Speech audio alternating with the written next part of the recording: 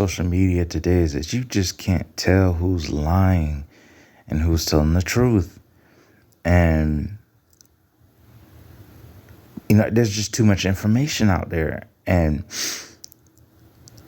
it makes it even harder for people who are telling the truth about their story and who have real issues, have experienced real spiritual evil and things in their lives that they can't explain. And for instance, I had this situation where I went to a gas station with a friend. I've talked about my story before, whether it was on here or another platform. I've talked about my story before. Long story short, went to a gas station with my friend. And I jump out the car. We're getting, this is right off of 95.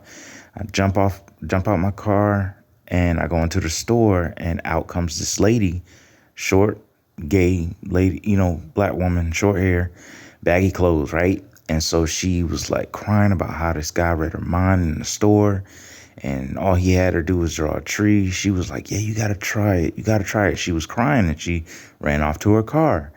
I go into the store. I look to the right. There's it's like a restaurant / gas station sort of scenario. I look to the right. There's the restaurant. I'm walking forward though.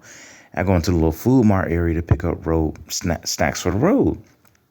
And while I'm in the aisles and I get my snacks, I go to the register. As I'm going to the register, I see who the woman on the outside was talking about, but I don't want to give this guy my energy. I don't even want to look at him. I don't involve myself with psychics, familiar spirits, any of that.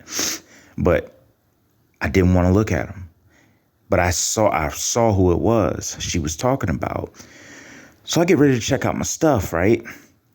He says, man, he's telling everybody who's surrounded, there's people surrounded around a table, and he's having them all draw trees.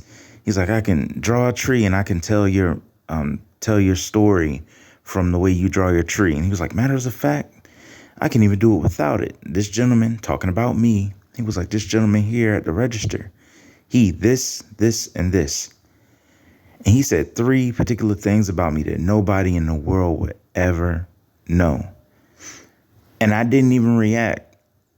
I just stuck my card in the pay pad thing, and on the thing, I paid. She rung me up.